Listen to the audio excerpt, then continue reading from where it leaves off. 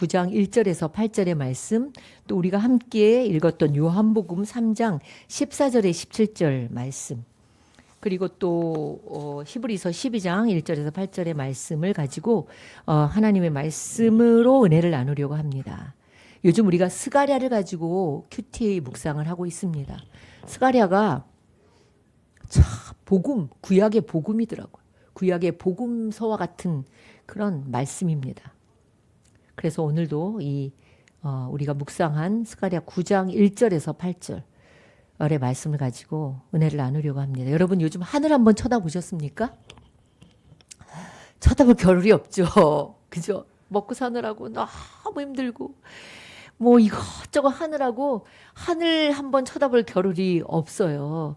근데 가을에 한번, 오늘은 좀 흐렸지만 이렇게 가을에 좀 맑을 때 나가서 한번 하늘을 보세요. 그 가을 하늘을 바라보면은 구름들이 이렇게 뭉게 구름들이 떠올라 있잖아요. 구름이 둥실둥실 떠올라 있는 모습이 너무 보기가 좋은 거예요. 언제나 한번 이렇게 운전을 하고 우리 동네가 아닌 어딘가 갔다 오는데 마치 구름이 있고 이렇게 하늘이 너무 파래갖고 바다가 있는 하늘이 꼭 바다 같네? 이렇게 바다처럼 보이기도 한 거예요. 그리고 여러분 구름을 한참 보고 있으면요. 구름이 흘러가요. 근데 구름을 계속 보다 보면 강아지 모습에 구름도 보이고 또 어떤 때는 말처럼 그런 것도 보이고 또 말 탄 사람의 모양의 구름도 보여요. 이렇게 바라보는 사람마다 그 구름의 모습이 다 다르게 보이기도 합니다. 오늘 여러분과 함께 나눌 이 말씀의 주제가 바라봄이에요. 바라봄. 제가 바라보는 걸 굉장히 좋아하는 것 같아요. 제가 설교를 하면서도 이 바라본다는 설교를 참 많이 했더라고요. 여러분 우리가 사람이 무엇을 어떻게 바라보느냐에 따라서 우리 인생이 달라집니다.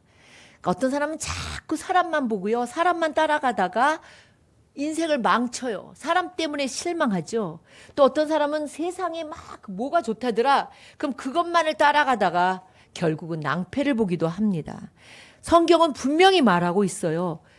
주님을 바라봐라. 주님을 바라보면 수치를 당하지 않는다. 여호와를 우러러보는 자들은 부끄러움을 당치 아니한다. 시편 34편 5절에 나오는 말씀입니다.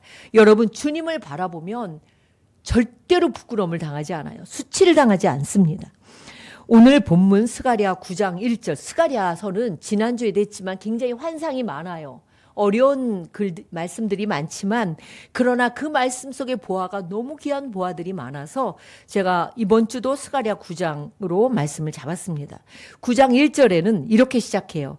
여호와의 말씀이 하드락 땅에 내리며 다메섹에 머물리니, 이렇게 얘기해요. 여호와의 말씀. 근데 이게 원어를 보면요, 이 하나님의 말씀이 경고의 말씀. 그래서 개역 한글인가요? 거기에 개역 한글에는 하나님의 경고의 말씀이라고도 나오거든요. 하나님의 말씀, 경고의 말씀이 무슨 뜻이냐면은 히브리어 원어로 무거웠다는 뜻이에요. 무거운 짐과 같은 말씀이라는 거예요. 그러니까 하나님의 말씀이 경고의 말씀, 무거운 말씀이라는 거예요. 여러분 하나님의 말씀은 절대로 가볍지 않습니다. 그리고 하나님의 말씀은 아주 정확해요. 그리고 듣기 좋은 말씀만 있는 게 아니에요. 쓴 말씀이 훨씬 더 많아요. 그래서 들을 때 거북하기도 해요. 어렵기도 해요. 비유의 말씀도 많아요. 스가랴서와 같이 환상이 많이 나오는 그런 말씀도 많습니다. 그래서 여러분이 성경은요 반드시 배워야 돼요. 성경을 배우고 묵상하고 또 연구를 해야 알 수 있는 것들이 너무나 많아요. 쉬운 게 없습니다. 근데 이 하나님의 이 무거운 말씀이 하드락 땅에 내렸대요. 그리고 다메섹에 머물렀대요. 자, 하나님의 말씀이 내리고 머물렀다는 건 뭐예요? 그냥 하나님의 말씀이 그냥 전해지는 게 아니라 실제로 그 무거운 말씀, 이 경고의 말씀이 그 땅에 그대로 이루어졌다는 거예요. 말씀이 머물렀다는 건 그 땅에 그대로 이루어졌다는 걸 의미하는 거예요. 하드락 땅? 하드락 땅은 스가랴서에만 나오는 지명인데 이것이 아마 다메섹이라는 북쪽이 있거든요. 이스라엘 땅에서 북쪽에 다마스커스라고 하죠. 다메섹이라는 북쪽 그 땅에 가까운 곳에 있는 지명이라고도 합니다. 그런데 너무 재밌는 게 그 라틴어로 성경을 번역한 사람이 있어요. 불가타 성경이라고. 여러분이 한번 그냥 불가타 성경은 뭐냐면 라틴어 성경을 불가타 성경이라고 합니다. 근데 이 성경이 옛날에는 그리스어나 헬라어로만 되어 있기 때문에 사람들이 잘 그 영어권은 잘 라틴어가 거의 영어권이잖아요. 그래서 라틴어 성경으로 누가 번역을 했냐면 제롬이라는 사람이 번역을 해서 불가타 성경이라고 합니다. 근데 이 제롬을 또 라틴어로는 제롬이라고 하지만 이게 그 그리스어로는 이 사람의 이름을 히에로니무스라고 해요. 여러분이 혹시라도 그때 옛날에 들었는데 목사님이 얘기하셨는데 이렇게 기억을 할 수도 있습니다. 근데 이 라틴어로 성경을 번역한 제롬은 이 하드락 땅을 뭐라고 하냐면 상징적인 지명 이름이다 이렇게 말해요. 그래서 하드라는 건 그야말로 강하다, 딱딱하다, 강하다 이런 뜻이라면 락이라는 거는 약하다 이런 뜻이라고 얘기를 합니다. 그래서 제가 라틴어를 전 공부를 하지 않았거든요. 우리 유정 목사는 라틴어를 공부했어요. 그래서 라틴어 아무리 찾아도 하드, 락이라는 그 라틴어가 락이라는 것은 아닌데 어쨌든 이 제롬이라는 사람은 이 하드락 땅을 강하고 약하다 이런 뜻으로 이 해석을 했어요. 그래서 강하나 약한 나라다. 이렇게 번역을 한 거예요. 근데 이게 전 너무나 와닿은 거예요. 그러니까 나라들이 지금은 강하지만 언젠간 약해진다는 거예요. 그 하드락 땅이나 다메섹 땅에 지금은 니네가 강할지 몰라도 앞으로는 약해지는 나라가 될 수도 있다는 그런 의미예요. 나라나 개인이나 언제나 강할 수는 없다는 의미입니다. 여러분, 북이스라엘이 어느 나라에게 망했죠? 아수르에게 망했죠. 그러나 아수르 제국이 그냥 오래 있었나요? 바벨론 제국에게 망했어요. 바벨론이 거대한 제국이라고 하잖아요. 나라에다 제국을 붙이는 건 굉장히 강한 걸 얘기하는 거죠. 거대한 바벨론 제국이 얼마나 갔어요? 70년을 갔어요. 그 다음엔 메대와 바사 제국에게 망했어요. 메대는 바사, 지금의 페르시아라고 이제 이야기를 하죠. 페르시아 나라에 흡수되었어요. 바사는 페르시아 나라는 누구에게 망했어요? 알렉산더 대왕에게 망했어요. 알렉산더 대왕은 몇 살에 죽었어요? 32살에 죽었어요. 그렇게 광대한 그 영토를 장악했지만 정복했지만 알렉산더는 32살에 죽었습니다. 그의 4명의 장군 부하들이 그 땅을 나눴어요. 나중에는 셋으로 또 왕조가 나눠지고 결국 그 나라는 어떻게 누구한테 망했어요? 로마에게 망했어요. 이렇게 전체 세계사를 보면 계속 강한 나라는 없다는 거예요. 개인도 계속 강한 사람은 없다는 거예요. 이것을 이야기하는 거예요. 제롬이 얘기한 것이 저에게는 훨씬 더 와닿았습니다.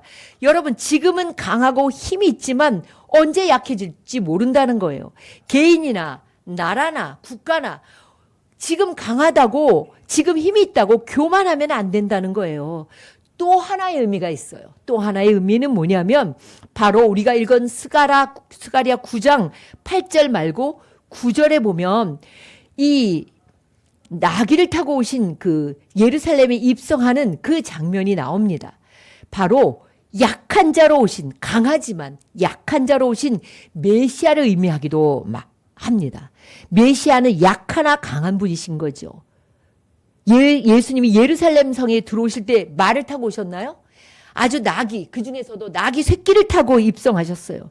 그렇게 약하고 보잘것없지만 장차 왕이 되실 것이라는 스가랴 9장 9절의 예언이 그 이후로 한 500년이 지난 후에 복음서에 그대로 이루어지는 것을 볼 수 있습니다.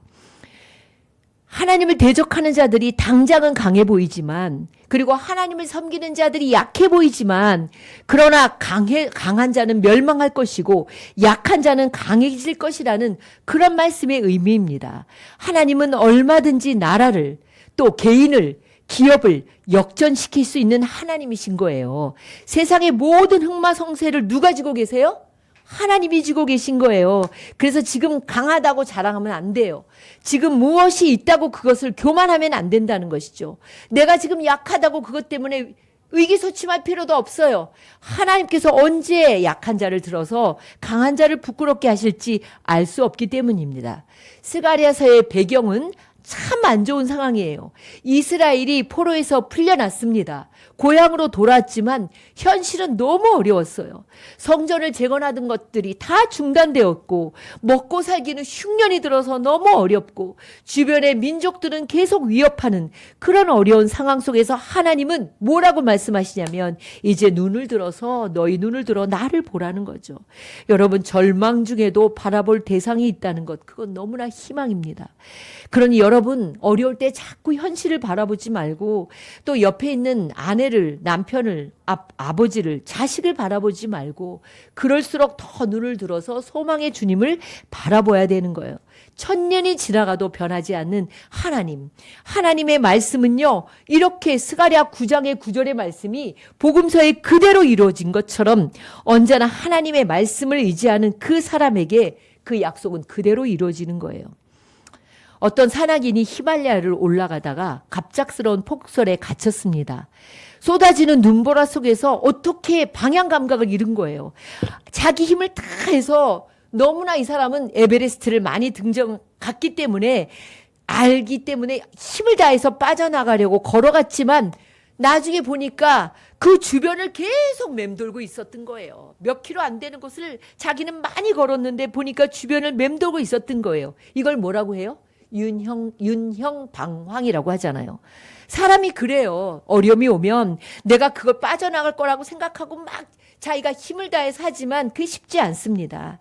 그때는 힘을 빼야 돼요. 근데 그때 이 사람에게 눈에 뭔가가 보였어요. 멀리 깜빡거리는 구조대의 불빛이 보였던 거예요.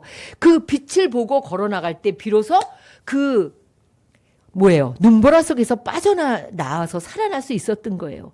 그가 이렇게 고백합니다. 그 불빛을 바라본 것이 내 생명줄이었다는 거죠.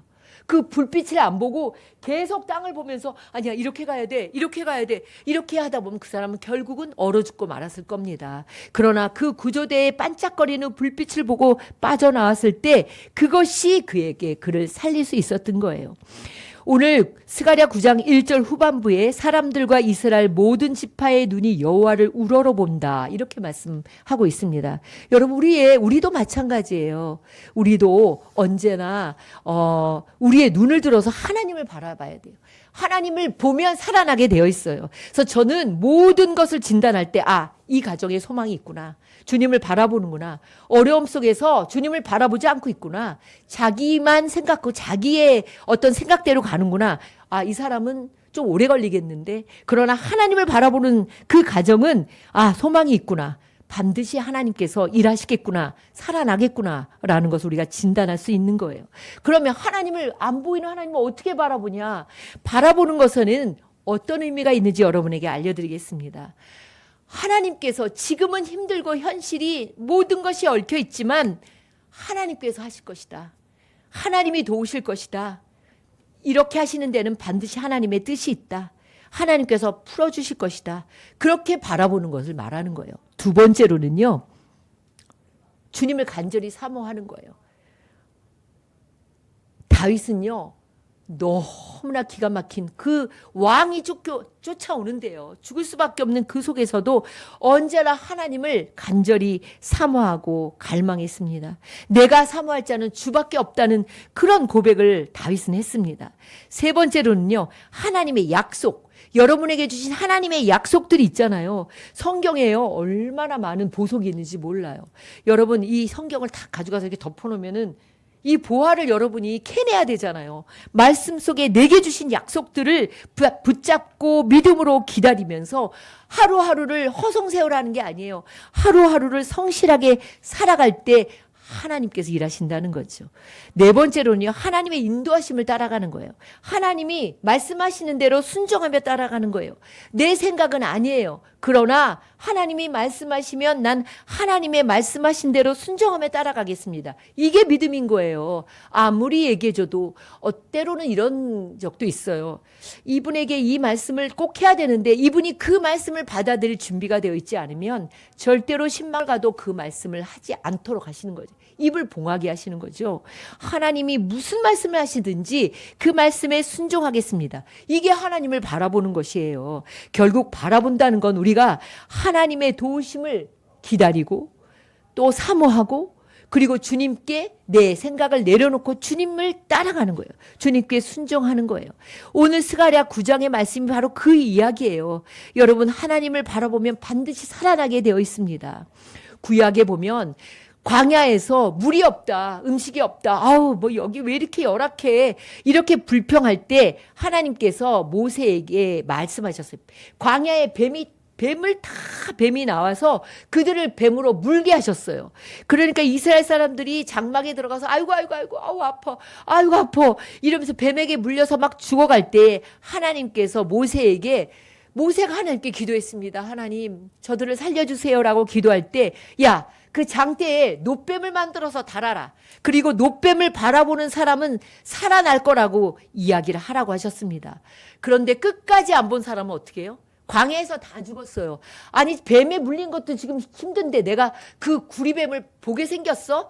뱀만 봐도 아주 몸서리가 쳐지는데 이렇게 안 본 사람들은 다 죽었다는 거죠. 하나님의 말씀, 내 생각을 내려놓고 하나님의 말씀에 순종하는 것, 이것이 우리가 살아나는 것입니다. 어떤 사람은 아무리 예수님을 믿으라고 해도, 그리고 예수님을 바라보라고 해도 고집을 부려요. 그럼 결국은 뭐예요? 살아나지를 못하는 거죠. 어떤 사람은 또 자꾸만 얘기해도 그것만 걱정하는, 그러면 걱정은 문제를 더 키우기만 하는 거예요. 하나님을 바라봐야 문제에서 빠져나올 수 있는 거예요. 아까 그 산악대원이 구조대에 빛을 볼 때에 그 빛을 보고 걸어 나올 때 살아난 것처럼 아무리 문제를 들여다봐야 소용없어요. 답을 봐야죠.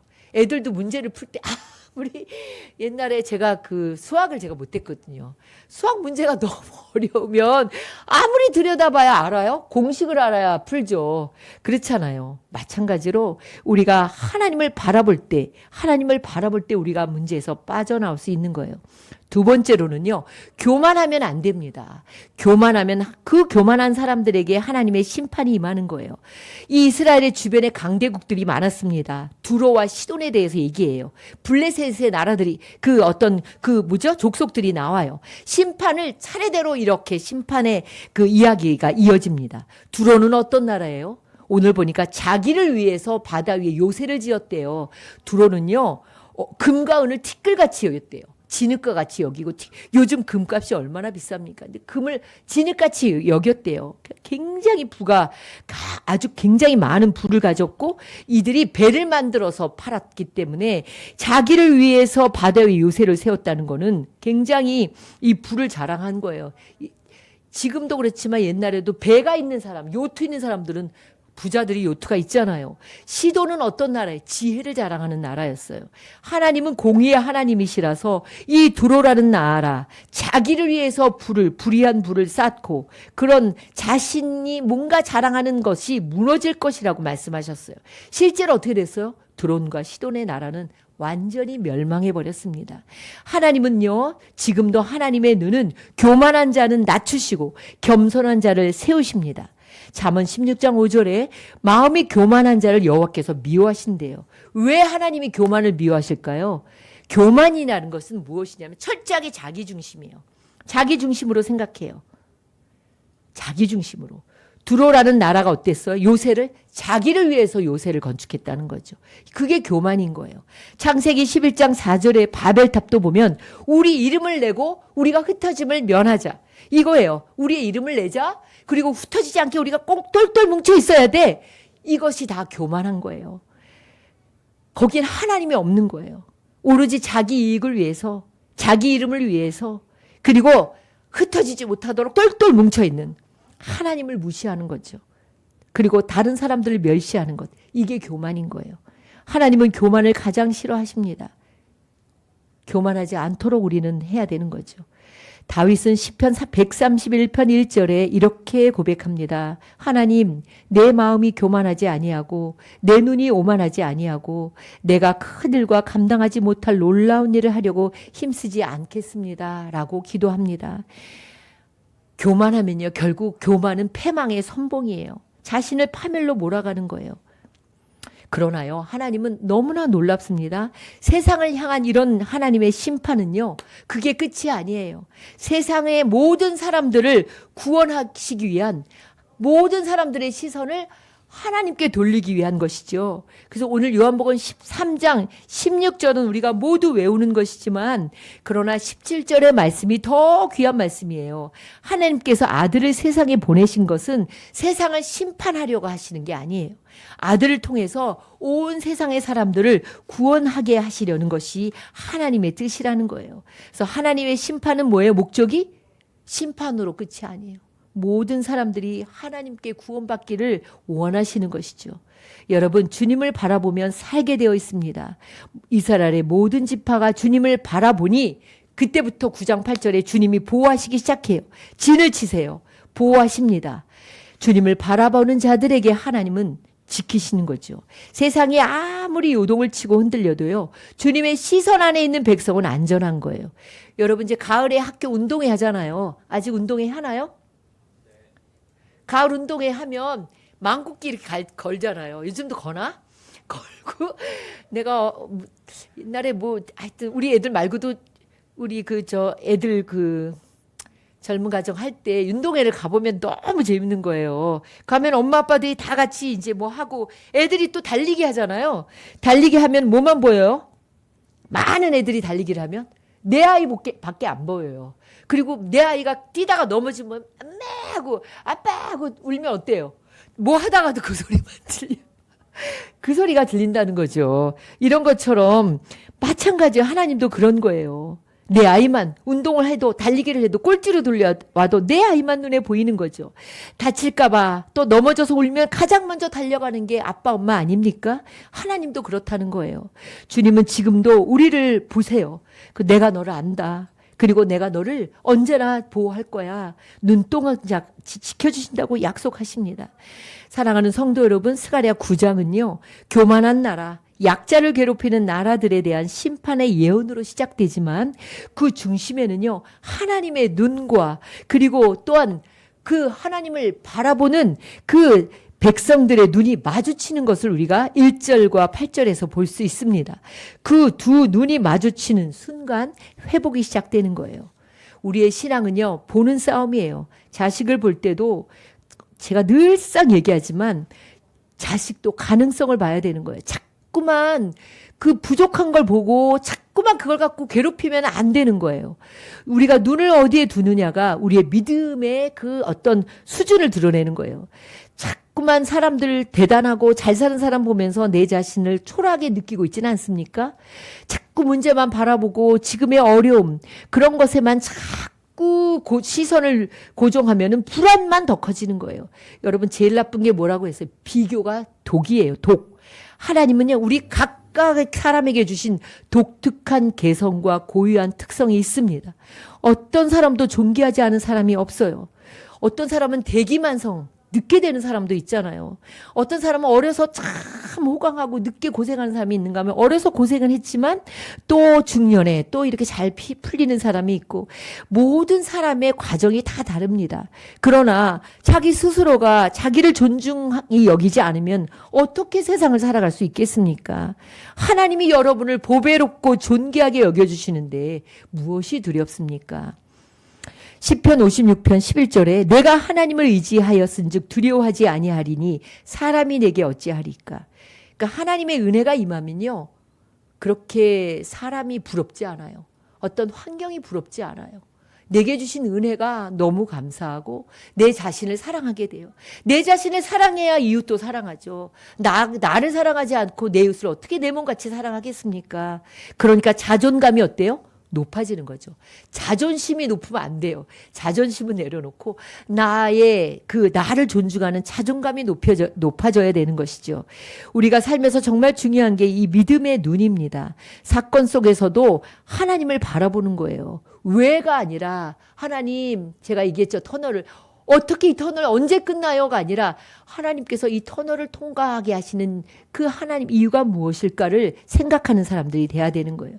우린 너무나 많은 것들을 그냥 지나치고 있습니다. 너무 귀한 것들이 많은데 그거를 놓친다는 거예요. 그 대신에 우리 없는 것, 슬픈 것, 섭섭한 것, 안 좋은 것들 이런 것만 보고 불평하는 거예요. 우리가 그렇게 시간이 많지 않아요. 인간의 시간이라는 것이 얼마나 빠른지 알 수 없습니다. 그러니 이 짧은 인생을 우리가 어떻게 보느냐에 따라 우리가 세상을 살아가는 사람이 똑같은 환경과 똑같은 여건 속에서도 한 사람은 감사하고 찬양하고 살지만 한 사람은 늘 불평하고 없는 것만 보니까 늘 감사가 없는 것이죠. 반컵의 물이 어떤 사람은 반컵 물이 반이나 있네 이렇게 보는 사람이 있는가 하면 반컵이 있는 물이 어떤 사람은 뭐야 물이 반밖에 없잖아 이렇게 보는 이 믿음의 시각이 다르다는 것이죠. 그래서 우리가 힘든 상황이 오면 가장 먼저 해야 되는 게 뭐냐면 내 시선을 주님께 고정시켜야 돼요. 주님의 시선에 내 마음과 생각을 탁 이렇게 묶어놔야 돼요. 그럴 때 절망이 소망으로 바뀌고 두려움이 담대함으로 바뀌는 거예요. 여러분 혹시 요즘 무엇을 바라보고 계십니까? 오늘 여러분의 눈은 어디를 향해 있습니까? 문제입니까? 사람입니까? 아니면 과거의 상처에 매여서 그것에 빠져나오지 않고 있습니까? 절대로 헤어나지 못해요. 그러면 그 윤형 방황처럼 계속 그 사이클만 맴돌게 돼요. 그러면서 시간을 허비하게 되는 거예요. 여러분 결단해야 돼요. 하나님, 전 이제 뒤를 보지 않겠습니다. 뒤의 것은 이미 흘러갔는데 뒤를 보지 않겠습니다. 불평하지 않겠습니다. 환경을 보지 않겠습니다. 눈을 들어 주님을 바라보겠습니다. 주님의 약속을 붙들겠습니다. 그리고 주님을 기대하며 살겠습니다. 이왕 믿는 거 여러분 잘 믿어야 하지 않겠습니까? 이것도 아니고 저것도 아니면 없어요. 여러분 믿기로 결단하면 그 다음엔 하나님 앞에 그 약속들을 믿고 의지하며 나갈 때 하나님의 역사를 경험하는 거예요. 하나님은 지금도 그런 사람들을 찾으세요. 역대하 16장 9절에 보면 여호와의 눈은 온 땅을 두루 감찰하사 전심으로 자기에게 향하는 자에게 뭘 베푸신다고요? 능력을 베푸신대요. 전심이 뭐예요? 온전하게 마음을 하나님께 두는 사람에게 그 사람에게 능력을 베푸신다는 거죠.